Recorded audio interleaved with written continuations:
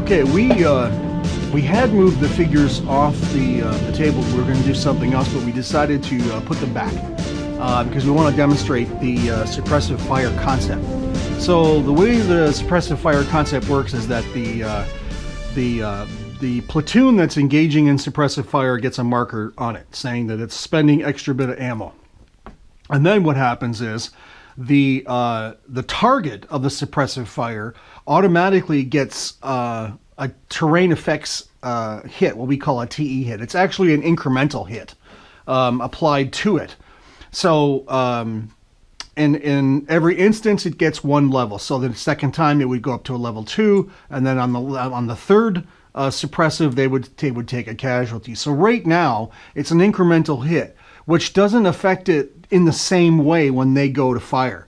So what happens here is that their normal firing that they're going to be conducting is influenced only in the way that when they go to fire, you roll a dice to see if they fire normally or not. So when you roll the CNC dice, if you roll blue, everything's fine. If you don't roll blue, then they're influenced by one modifier. So if they were to be hit again with suppressive, then this is 2. Okay, so that's the second time that they've been hit by suppressive fire. Now they have to roll red in order to fire as normal. So in this case, they didn't get it again. So now they are, they're being influenced. Okay, so that is how the effects are caused to the target. Okay, so that's the way the suppressive fire works. It's kind of interesting because it doesn't get really carried away with the damage. It's basically a kind of a influencing factor on the enemy for being able to shoot normally, and that's exactly what it should be. And so it's eventually going to build up. For instance, if they stayed there, we do another suppressive fire, everybody's going to suppressive fire on these guys. And just to be specific, we've got at least 1, which will turn this over, and at least 2. So every stand you see here that's doing it is causing the application of a marker. Okay, so now these guys have been hit with suppressive fire again. Let's just assume this is a static situation, and we'll move this guy, out to get some more firepower. Yeah, say it's just the next turn and nobody's moving. The American just moved 1 stand, okay? So the suppressive fire happens again, and in order for these guys to fire with some kind of effect, they now have to roll code. They were colored, now they got to roll code, so it's red. So they don't get it. The other one also does not get it. So these guys fire with a penalty of 1. So it's never like penalty of 2, 3, 4. It's just penalty 1. So we'll fire them now. So it's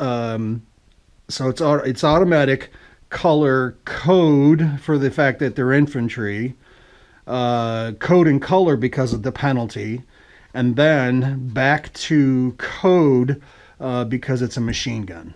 So they need again automatic color code.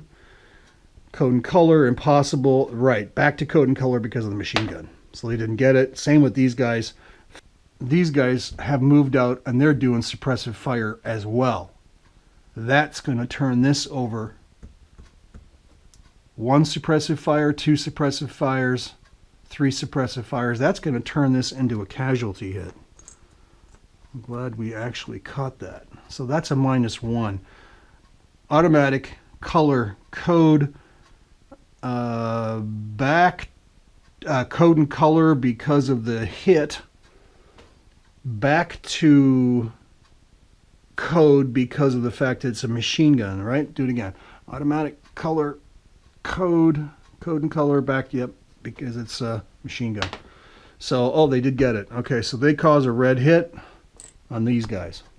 So that's interesting. That is interesting. So it's a TE hit for every item that's involved in the suppressive fire. It doesn't give them a bonus to firing.